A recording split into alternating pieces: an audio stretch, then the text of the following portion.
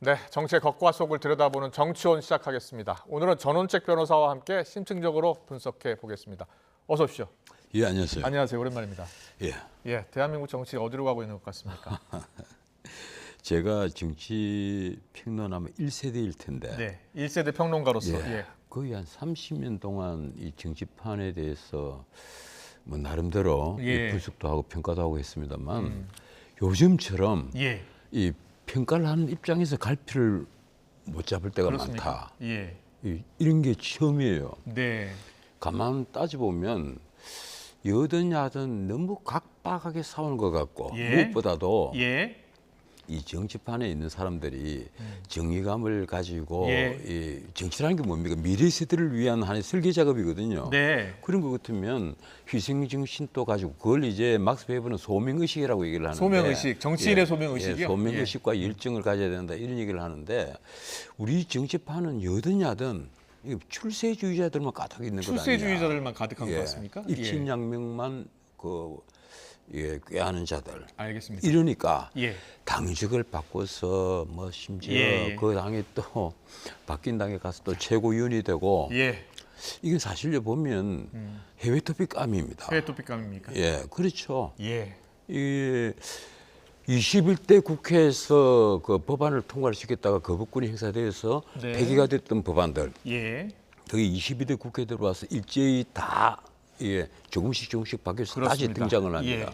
이걸 바꿔놓고 보면 정쟁이죠. 어차피 다시 거부권을 행사한다는 것을 안단 말이에요. 이재명 대표는 알고 있는 거예요. 알고 있으면서 이걸 계속 밀어붙이고 그리고 또 탄핵안을 밀어붙이고 지금 자기를 수사한 검사들을 다 탄핵을 했단 말이에요. 알겠습니다. 그럼 이걸 어떻게 해석을 해야 됩니까? 내가 여야를 떠나서 얘기를 하는데. 알겠습니다. 제가 워낙 질문드릴 게 많으니까요. 하나하나 좀 짚어보겠습니다. 날카롭게 분석도 해주시고 비판도 해주시고 또 대안도 좀 제시해 주세요. 자, 첫 번째 키워드부터 가겠습니다. 첫 번째 키워드가 공생인데요. 이재명 대표와 한동훈 대표가 이번 주 일요일에 만나기로 했죠. 둘 사이를 적대적 공생 관계 아닌가라는 표현도 있었습니다.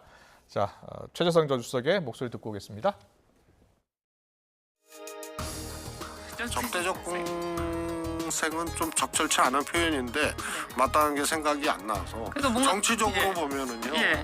의외로 정치적 공통지점 그런 것들이 있습니다. 우선 한동훈 대표와 윤 대통령의 관계는 제가 보기에는 이게 건널 수 없는 거 아니에요. 이재명 대표는요. 예를 들어서 윤석열 대통령과의 관계는 뭐 다 아시다시피 야당이니까. 제가 보기에는 매우 적대적이라고 봐요. 특검법 같은 게 있죠. 또 민생법 같은 게 있죠. 국회 운영이 있죠. 그러니까 여기에서 서로의 생존 지점 혹은 돌파구 이런 것들이 마련될 수 있는 가능성들이 저는 있다고 봅니다. 공생 관계라는 측면을 좀 강조한 것 같은데. 그래서 이 공생 관계 혹은 뭐 적대적 의존 관계. 그렇게 보세요? 글쎄요, 저는 그렇게 보지 않습니다. 왜 그런가 하면 보세요? 상대성이 없잖아요. 가령 이재명과 한동훈이 서로 간에 상대성이 있으면 이제 적대적 공생 관계가 됩니다. 오히려 옛날에 같은 야당을 했던 DJ와 YS 같은 DJ와 YS 경쟁 관계. 뭐 어떻게 보면 경쟁 관계인데 입장도 다르고 생각도 다르고 이념도 약간 다르고 함께 하기도 했고요. 그러면서 같은 민주화 운동을 하는 그룹이었고 그래서 결국은 나중에 보수와 진보로 갈랐었단 말이에요. 그렇습니다. 그래서 그런 경우는 뭐 적대적 공생관계 혹은 의존관계 이렇게 부를 수 있을지 모르겠습니다. 그렇다면 두 사람의 관계를 어떻게 보고 계시는 거예요? 글쎄요. 이분들은 지금 한동훈과 이재명은 지금 사실은 본인에게 닥쳐오고 있는 이 사법 리스크 그걸 보면 사실은 그 한동훈이 상대가 아니라 윤석열 대통령과 이제 뭐 의정 관계를 따지든 공생 관계를 따지든 아니면 단순한 적대 관계를 따지든 해야 되고. 그렇군요. 그리고 한동훈은 그렇습니다. 지금 두 사람 다 이쪽은 간에 사법 리스크가 문제가 된다면 한동훈에게 문제가 되는 것은 보수 정당에 들어가서 아직도 보수 통합을 이루고 있지 못하단 말이에요. 쉽게 말하면 정체성의 문제가 있는 거예요. 그렇군요. 그래서 이 두 분을 자기 리스크가 다 그런 건데 하나 사법 리스크, 하나는 정치성의 리스크인데 그렇게 보시는군요. 이걸 두고 두 분이 직대적 공생관계는 아닌 것 같다. 좀 이상하죠. 예. 상대성이 없기 때문에. 자, 그러면 이재명 대표 입장에서요. 이재명 대표가 그동안요. 야당 대표 2년 했고 지금 이제 2기 체제 아닙니까? 그런데 이재명 대표가 대표 시절에 여야 대표회담을 갖지 않았어요. 김기현 대표 있을 때도 만나지 않았고요. 그리고 한동훈 대표가 비대위원장 때도 만나지 않았습니다. 그런데 한동훈 대표하고 만나서 이야기하자라고 먼저 제안했어요. 어떤 배경이 있다고 보세요? 지금 이제 당 대표에 뭐 다시 연임되면서 뭐 당 대표 연임은 그건 사실은 저는 그 다른 데서 이런 얘기를 했습니다. 왜 굳이 전당대회를 돌아가면서 했느냐? 차라리 추대식을 하고 말지. 이건 거의 모든 언론이 일극체제라고 하는데 내가 보면 일극체제도 아니다. 이건 신성불가침 체제다. 왜 그런가 하면 민주 절차를 밟아야죠. 최고위원회 출마를 한 8분 후보들이 막판에 뭐 정봉주 그 후보자는 명팔이 파동을 벌였지만은 모두 다 아부성 발언으로 누구는 가령 집권 뭐 플랜 본부장이 되겠다. 누구는 수석 변호사가 되겠다. 누구는 반드시 국군 통수권자로 만들겠다. 이런 식의 아부성 발언으로 넘쳐나는 그런 걸 보면서 저는 보면요. 이기 지도부 구성에 대해서 말씀해 주시는 것 같은데. 지금 저희가 민주당이 보면 과거에서 너무 퇴행을 한 거 아니냐. 과거 빛나던 전통을 무너뜨리고 퇴행한 거 아니냐. 그래서 지금 다니 이재명 대표가 당선이 되고 나서 한동훈 대표에게는 대표회담을 제안을 하고 그리고 윤 대통령에게는 영수회담이라는 걸 제안했단 말이에요. 왜 그런가 하면 또 영수회담을 제안을 했을 때 아마 그 윤석열 대통령으로서는 100% 거부를 할 명분이 생깁니다. 그리고 1차 영수회담 때 어떤 일이 있었습니까? 퇴장하는 카메라를 불러세우고 바로 옆에 대통령을 앉혀두고 거의 100% 공격을 했단 말이에요. 이건 신뢰를 깨버리는 거예요. 신뢰의 정신을 깨버리는 겁니다. 영수회담도 잠시 뒤에 여쭤보려고 했으니까 제가 첫 번째 드린 질문은 이재명 대표가 그동안은 여당 대표와 만나지 않았는데 이번에 한동훈 대표하고 이제 정식으로 제안하고 25일 날 만나는 겁니다. 그동안과 다른 모습이죠. 어떤 배경이 있을 것 같습니까? 다른 모습은 벌써 그 이전부터 나왔습니다. 계속해서 이 멈춰선 대한민국을 다시 뛰게 하겠다. 그리고 민생의 민생을 바로 어려운 민생을 다시 살리겠다. 이건 먹사니즘도. 그래서 먹사니즘 먹고 사는 것이 인권이다. 이 얘기를 하잖아요. 사실 먹고 사는 것이 첫 번째 인권이다 하는 것은 우리가 박정희 대통령을 평가할 때 늘 하는 얘기입니다. 박 대통령이 그동안에 가령 그 강압 정치 이런 걸 하면서 여러 가지 자유, 신체 자유를 포함해서 여러 가지 자유를 침해한 것이 아니냐 이런 그 비판이 많이 있었단 말이에요. 그런데 박 대통령에게는 당시에 먹고 사는 것이 첫 번째 인권이었다. 그래서 지금도 먹고 사는 문제는 상당히 중요한 문제잖아요. 본원적 자본이 하나도 없는 나라에서 박 대통령 내무대면 침을 뱉더라 하면서 이 먹고 사는 문제부터 해결하려고 했다. 뭐 서울에 이 수도가 없었기 때문에 한강물을 퍼서 먹는 그런 시대였으니까요. 그런데 지금 느닷없이 이재명 대표가 다시 그 민생을 들고 나오고 먹고 사는 문제를 들고 나오면서 먹사니즘이라는 조어를 만들어낸 겁니다. 그런데 그게 왜 나왔느냐. 먹사니즘 같은 걸 내면 그러면 자기를 수사한 검사를 탄핵을 하고 탄핵 청문회를 하고 하는 그런 짓은 하지 않아야죠. 그럼 먹사니즘 쪽에 더 강화해야 된다. 쉽게 말하면 이중적 행태를 보인단 말이에요. 한쪽은 먹사니즘을 얘기를 하고 방금 민생을 얘기를 하면서 한쪽은 정반대로 정쟁에 올인을 하고 있거든요. 지금 22대 국회 들어와서 내놓은 법안들이 그냥 탄핵소추안 내놓고 그다음에 특검법안 내놓고 민생 법안이 솔직히 내놓은 게 지금 25만 원 그 전 국민에게 나눠주지 않은 25만 원 지원법. 그 특별법 그걸 가지고 민생 법안이라 할 수 있는 겁니까? 지금 이재명 대표는 그걸 민생 법안이라고 얘기를 해요. 그런데 제가 보기에는 그게 민생 법안이 아닙니다. 그건 포퓰리즘이죠. 포퓰리즘 법안이죠. 알겠습니다. 자, 그 먹사니즘 강조하면서 이제 민생 문제 강조하고 있고 그리고 한동훈 대표와 25일 날 만나잖아요. 논의 테이블에 가운데 하나가 이제 25만 원 지원법이 될 텐데 25만 원 지원법은 민생법이 아니다 이렇게 얘기하셨잖아요. 저는 그렇게 생각합니다. 어떤 점에서요? 저는 여야를 떠나서요. 우선 그 25만 원 법안은 우리 법률가들은 많은 분들이 이렇게 얘기해요. 거의 제가 알기로는 한 7, 80%는 넘을 겁니다.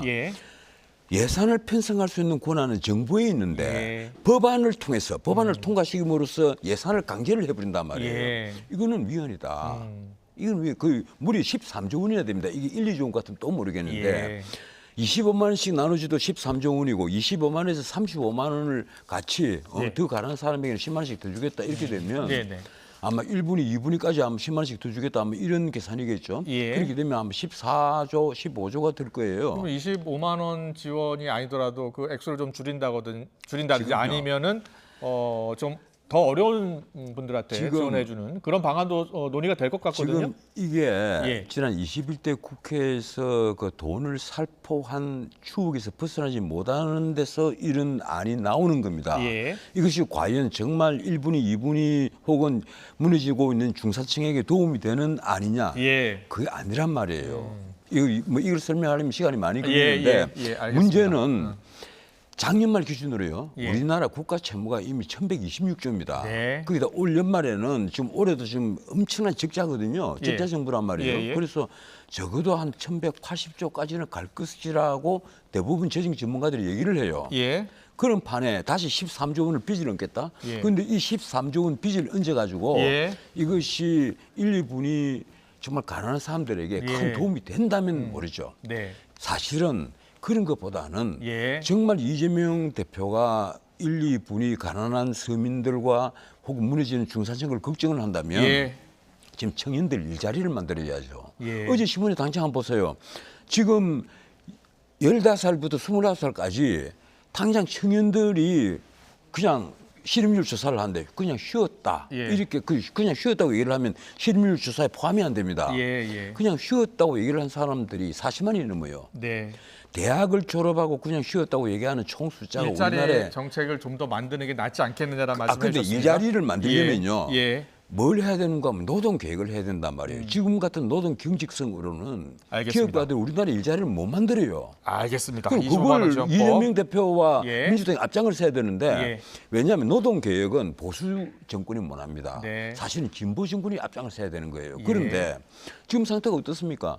진보 정권은 민노총하고 짝짝꿍이 딱 돼가지고 절대로 안 하죠. 그걸 안 한단 말이에요. 알겠습니다. 좀 여쭤볼 게 많으니까요. 노동 3법을 바꾼 게 문재인 정권이잖아요. 알겠습니다. 그렇다면 지금 뭐 세수 부족 얘기하셨는데 금투세 폐지라든지 종부세 폐지 이것도 논의가 될 것 같거든요. 이 금투세 폐지를 하면 민주당에서 아주 재밌는 얘기합니다. 이거는 상위 1% 이 투자를 한 큰 손들 문제다. 그런데 그 소리를 하면 나머지 이 1,400만 계좌잖아요. 우리나라에 우리나라가 영국보다 거의 한 2배가 됩니다. 이 주식을 투자한 사람들이.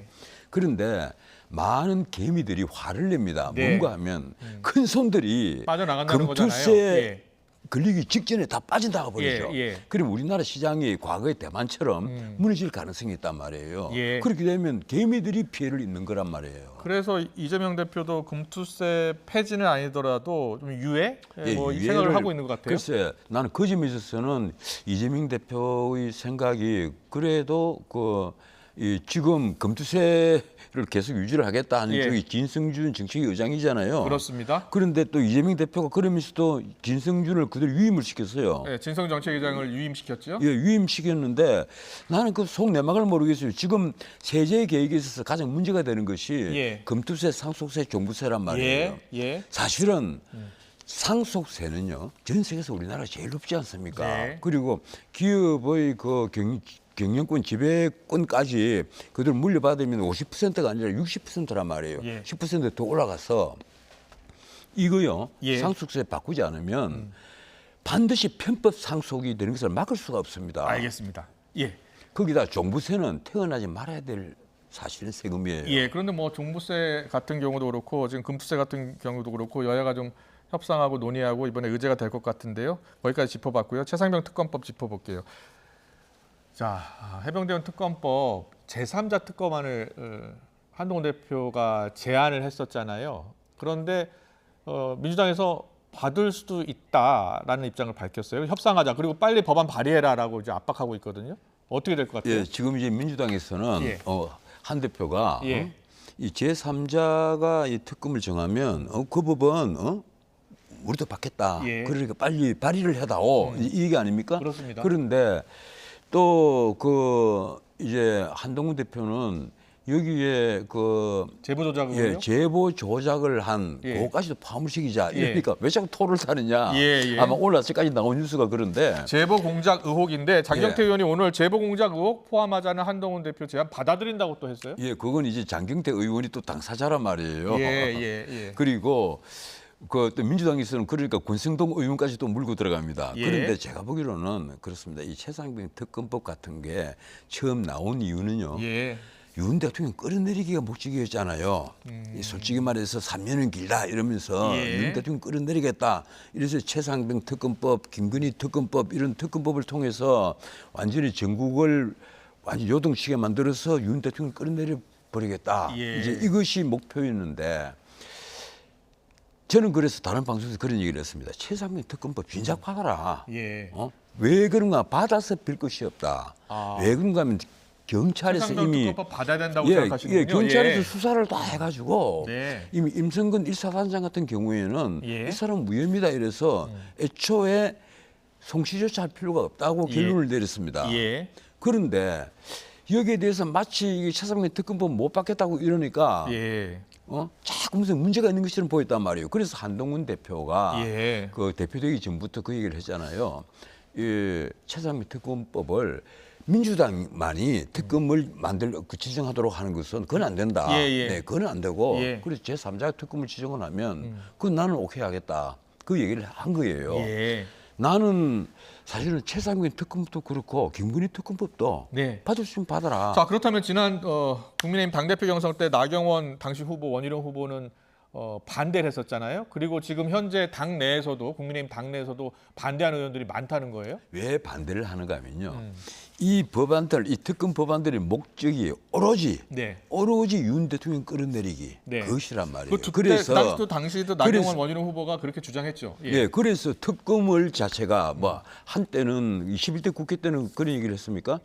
예, 변협에서 4명을 추천하면 민주당에서 나중에 2명을 최종적으로 뭐 추천할 수 있도록 그렇게 하면 윤 대통령이 특검을 임명할 때 민주당이 딱 기속이 되는 거예요. 네. 민주당 안에 묶여버린단 말이에요. 그래서 그건 내가 보기로도 안 된다. 네. 그런 원래 특검은 지금까지 전통적으로 여야가 특검 법안에 합의를 다 했습니다. 박영수 특검 법안도 합의를 했잖아요.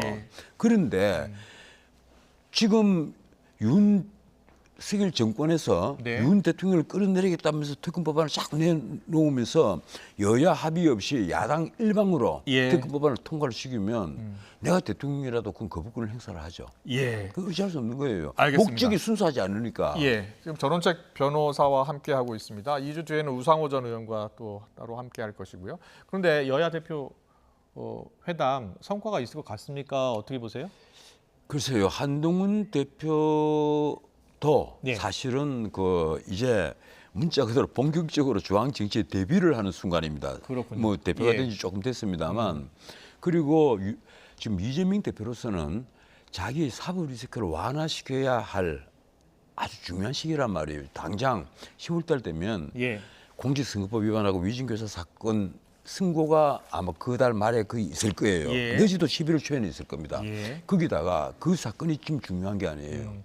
지금 수원지법에서 있는 그 대북 송금 사건, 그건 이미 이화영하고 김승태 재판에서 중요한 내용은 심리가 다 끝나 있는 거예요. 이재명 대표 사법 리스크 말씀해 주는데 여야 대표 회담 성과가 있을 것 같으세요? 글쎄요, 성과가 있어야 되겠죠. 그 한동훈 대표도 그렇게 기대를 하고 있고 이재명 대표는 더 말할 것도 없습니다. 성과가 있어야만 윤 대통령에게 자 우리 영수회담 또 한번 합시다. 그래서 영수회담에서 또 논의할 의제를 또 의논을 하겠죠. 알겠습니다. 자, 영수회담 이야기 좀 해보겠습니다. 키워드로 잠깐 볼게요. 자, 키워드 보여주세요. 영수회담 이야기 하려고 합니다. 자, 만날까? 네, 이재명 대표가 제안한 대통령 영수회담은 어떻게 되는 걸까요? 대통령실 공식적으로 말을 아끼고 있고요. 하지만 국회 정상화가 먼저다. 그리고 당장 만날 생각은 좀 없어 보입니다. 자, 이재명 대표 입장에서는 한동훈 대표보다 윤석열 대통령을 더 만나고 싶을 것이라고 그렇죠, 했죠. 당연하죠. 예. 예, 그런데 만나기 어려울 것 같다라고 보시는 거죠. 예, 윤 대통령을 만나는 것이 본인의 그 사법 리스크를 완화하는 그 예. 쉽게 말하면 윤 대통령과 그 대등한 관계에서 국정을 논의하는 사람을 예. 어떻게 법원에서 판사가 쉽게 징역형을 선고를 하고 구속을 시킬 수 있겠느냐. 예. 이런 이제 본인의 사법 리스크를 완화를 시킨단 말이에요. 예. 그런데 예. 문제는 윤 대통령 입장에서 근데 저 입장에서요? 1차 영수회담 기고 보니까 이 사람 못 믿겠다. 신뢰관계가 이미 깨져버린 거예요. 그래서 처음에 이제 영상 공개됐을 때 예. 당시에 이제 A4 용지 꺼내서 읽은 그 장면 말씀하시는 예, 거죠? 그렇죠. 예. 그래서 아마 이번에 한동훈 대표와 그 대표 회담의 경과를 지켜보고 예. 그리고 우리 국민들의 반응을 본 다음에 예. 그 다음에 아마 홍철호 정무수석과 그 민주당의 네. 뭐 이재명 그 아래 있는 비서실장이 예. 함께 또 이 문제를 의논을 하지 않을까. 아. 이번에 이 당 대표 축하난을 보낸다고 하는데 응답이 없었다 이런 논란이 있었지 않습니까? 그렇습니다. 예. 그 말은 뭔가 하면 아직도 민주당하고 윤석열 그 대통령실하고는 예. 커뮤니케이션이 원활하지 않다. 그렇군요. 거의 안 되고 있다 이렇게 보이는 거예요. 축하난 이야기 해주셨는데 저희가 영상으로 잠깐 만들어봤습니다. 축하난 공방이 지금 벌어지고 있는데요. 확인해 보시죠.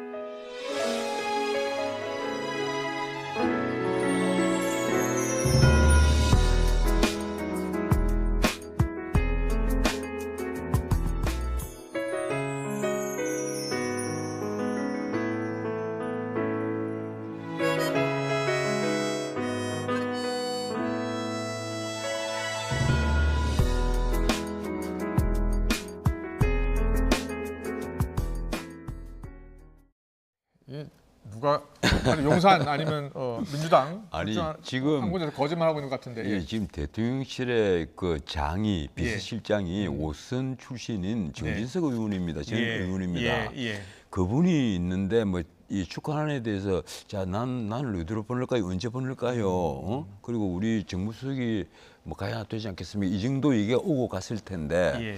그런 일이 전혀 없다 이렇게 얘기를 하면 이런 것은 진실 공방의 문제가 아니에요. 예. 그리고 대통령이 그 뭐 당 대표뿐 아니라 예. 그 어떤 행사가 있고 누가 당선자가 있으면 축하난을 보내는 것이 하나의 우리나라의 예. 관례 오랜 그렇습니다. 관례가 있잖아요. 예. 그런데 그런 일이 없었다 하는 그것도 좀 이상하죠. 네, 이게 지금 소통이 잘 안 되고 있다. 뭔가 지금 소통이 안 이게 되고 있는 것 같아요. 그 소통이 잘 안 되는 것은 예. 민주당에도 문제가 있지만 나 대통령실에도 문제가 있다고 봐요. 예. 대통령실에서 원래부터 이 윤석열 정부 출범한 직후부터 지금까지 예. 제대로 이 소통이 잘 되고 있다 하는 그건 아니란 말이에요. 예. 거의 뭐 모든 이 취재 기자들도 다 같은 그런 얘기를 하잖아요. 예. 뭔가 소통에 문제가 있다. 자, 그렇다면 대통령실이 여야 영수회담 이재명 대표와 두 번째 만남을 꺼려하는 가장 큰 이유는 어디에 있다고 보세요? 글쎄요. 지금 그 사법 리스크가 이제 거의 막판에 왔잖아요. 예, 마지막에 왔는데 예. 윤 대통령이 지금 이재명 대표를 만나서 어떤 제스처를 취하게 되면 예. 그 제스처 자체가 이 사법부에도 부담을 줄 수가 있고 예. 또 언론을 통해서 그게 계속 확대가 되어 나가잖아요. 네, 확대돼서 네. 보도가 되고 그리고 국민들 보기에도 이거 뭐 이 권력만 가지면 예. 이거는 어떤 잘못을 해도 다 눈 감아지는 것이냐 예. 이런 얘기가 오고 간단 말이에요. 문제는 바로 직전 대통령 그 앞에 문재인 대통령 앞에 대통령이었던 박근혜 대통령이 예. 이 윤석열 한동훈 체제에서 검찰 체제에서 네. 징역 30일 구형을 받고 예. 20년 넘는 형을 선고를 받았던 사람이에요. 예. 그런 사건이 있었는데 지금 문재인 정권 전 정권에 대한 여러 가지 문제가 있잖아요. 예. 우리 법 쪽에서 이제 말하는 가령 탈북어민 강제 북송 사건부터 우리 해수부 공무원 피살 사건 예. 그리고 통계 조작 사건 이런 온갖 사건에 대해서 아직 전 정권 적폐청산을 전혀 하고 있지 않다. 네. 그런데 지금 이재명 대표의 사법 리스크까지 만약에 윤 대통령이 만나서 악수하고 뭐 서로 포옹을 한다든지 이런 제스처가 있었다면 예. 이건 아주 심각한 오해를 살 소지가 있죠. 예. 그래서 아마 윤 대통령으로서는 고심을 할 거예요. 예. 제가 보기로는 그렇습니다. 나는 얼마 전에 다른 데서 그런 얘기를 했어요. 윤 대통령이 이제 이재명을 버려야 한다. 이제는 버릴 때다. 예. 네, 그 얘기를 했습니다. 왜 그런가 하면 국민들이 알기를 윤 대통령이 이재명 대표를 카운터파트너로 계속 두고 있다. 예. 그래서 검찰도 그리고 법원도 예. 이렇게 계속 늑장을 부린다. 지금 법원 앞에는요. 예. 일주일에 한 번씩 재판 왜 이렇게 늦게 하느냐. 차량 시위를 벌이고 있습니다. 예. 왜 다른 일반 국민들에게도 이렇게 하느냐. 그렇지 않았단 말이에요. 네. 가령 박근혜 전 대통령 같으면 일주일에 나흘씩 재판했습니다. 그렇게 해서 형을 선고를 했는데 이재명 대표는 예. 지금 공직선거법 사건만 하더라도 6개월 안에 선고를 하라는 강행 규정이 있는데도 예. 지금 1년 반이 지났잖아요. 그래서 우리 국민들이 뭔가 이건 이상하다. 예. 알겠습니다. 이 야당의 권력을 가령 국민들이 의식을 하게 되면 윤 대통령이요 앞으로 엄청난 부담을 지게 됩니다. 네. 나는 그런 말을 해요. 윤 대통령이 공과 사를 정확히 구분을 못한다면 예. 앞으로 윤석열 정권이 끝난 뒤에는 예. 윤석열 정권 자체가 또 도마 위에 올라갈 수가 있다. 알겠습니다. 자, 전국 상황 전원책 변호사와 짚어보고 있습니다. 마지막 키워드 보겠습니다. 마지막 키워드. 네, 조국 대표의 모습인데요. 호남행 이렇게 나옵니다. 야권에서 지금 호남이 민주당을 떠나 조국 혁신당으로 가고 있다는 목소리가 오늘 나왔습니다. 우상호 전 의원인데요. 목소리 듣고 대담 이어가겠습니다. 대선을 생각하면 영남 호남 대표들이 들어와야 된다. 사실 솔직히 말씀드리면 민영배 의원이 대표로서 들어오기를 간절히 바랬어요. 호남 대표성이 반드시 반영돼야 돼. 지금 호남이 민주당에서 떠나가고 있어요. 조국 혁신당으로 많이 가고 있어요. 그래서 저는 사실 이번 10월 재보궐선거도 굉장히 걱정하고 있어요. 이재명 대표 2기 지도부 이야기를 좀 해보겠습니다. 지금 우상호 전 의원은 호남 그러니까 전라남도 그리고 광주 출신의 호남 지명직 최고위원을 임명해야 되는 것 아니냐라고 이제 민영배 의원 얘기를 했는데요. 그렇죠. 전남 광주 출신이 없죠. 예. 이 사실 민주당의 최대 그 지분을 예. 전남 광주가 갖고 있습니다. 예. 그런데 전남 광주 출신이 없단 말이에요. 이상하게도. 예. 그리고 지난번 그 순회 경선 때 예. 투표율이 20%밖에 되지 않았어요. 그 앞에 예, 20%대인데 30% 넘은 곳도 있고요. 예. 예 그런데 그 앞에 총선에서 예. 그 비례대표의 그 아마 조국 당의 조국 대표를 예. 중심으로 가장 많은 지지를 얻는 곳이 아마 호남일 겁니다. 그래서 자 호남의 민심이 이제 이재명에게서 조국으로 옮겨가는 것 아니냐 뭐 이런 얘기까지 나오는데 제가 보기로는 호남의 그런 이 선택은 아직까지는 있는 것으로 보이지 않습니다. 그때 호남의 그 투표율이 낮았던 것은 어차피 의대명, 어차피 대표는 이재명이다. 그리고 이재명 대표의 그 지지율이 득표율이 90%를 만약에 넘게 되면 이것도 나중에 오히려 받을 소지가 있으니까 뭐 그렇게 굳이 우리까지 나서서 열심히 투표를 할 이유가 있느냐. 아마 이런 게나 더 작용하지 않았나 싶어요. 그런데 우상호 전 의원이 민주당이 이제 대선 체제로 가야 한다, 다양성 확보해야 한다, 특히 호남 지지를 확보해야 한다라는 이야기를 했어요. 대선 체제로 간다, 뭐 이런 말을 하고 또 누구는 그런 얘기를 내가 이름은 거론하지 않겠습니다만. 만약에 이재명 대표에게 실형을 선고를 하고 뭐 이러면 엄청난 반발을 불러일으킬 것이다 이러는데 그건 턱도 아닌 소리입니다. 그 내가 뭐 이런 공개할까요? 그 이 사성 장군 출신인 김병주 의원이 그런 얘기를 했죠. 그런데 군의 사성 장군 같으면 최소한 정의감 하나만은 담보가 되어 있는 분들인데 어떻게 그분이 그런 말을 할까? 이 사법부를 일단 능멸하는 그런 발언이에요. 네. 이 사법부를 무시하고 능멸해버린단 말이에요. 예. 정치 권력이 사법부를 통제할 수 있다. 이거 말도 안 되는 소리를 한 겁니다, 지금. 예. 그래서 김병주 의원께서 그 점을 나는 잘 이해를 하고 그 점은 자기의 그 말은 취소를 해야 된다고 생각을 해요. 그런데 예. 문제는 이제 다가오는 사법 리스크인데 과연 이재명 대표가 그 사법 리스크를 뚫을 수 있겠습니까? 나는 솔직히 말했어요. 우리 법조계에서는 가령 공직선거법 위반, 예. 그건 이제 김문기를 알았다 몰랐다 하는 예. 문제잖아요. 또 그리고 그 백인동 땅에 예. 토지 용도를 4단계라고 올리는 것이 국토부의 협박에 의해서도 아니다. 이제 그 문제란 말이에요. 그거요. 절대 무죄 못 나옵니다. 예, 알겠습니다. 민주당에서는 뭐 무죄 나올 것으로 확신하고 있다고 하니까요. 증거가 현출이 되고 어떻게 무죄가 나와요? 예, 마지막 질문 하나 드리려고 무죄가 하는데. 나올 것 같았으면 벌써 재판이 끝났죠. 예, 일찍 그렇군요. 끝났죠. 예, 전원책 변호사의 생각이었는데 알겠습니다. 마지막 질문은요. 이번에 정봉주 후보가 최고위원 탈락했잖아요. 예. 예. 그런데 오늘 김재원 국민의힘 최고위원이 민주당은 있고 국민의힘에 들어와라라고 했어요. 저도 그 정봉주 의원을 그 나름대로 잘 알고 예. 뭐 그 한때 얘기도 많이 했던 그런 사이인데 본인이 그 이제 최고위원 중에서 자기는 국회의원이 아니다. 예. 그래서 원외 또 레드팀이 되겠다. 뭐 네. 이런 얘기를 했잖아요. 예. 그런데 이제 마지막에 그 명파리 논란 때문에 예. 일거에 무너져 버리는 거예요. 그게 바로 그 이재명 대표가 신성 불가침으로 되어 있다. 예.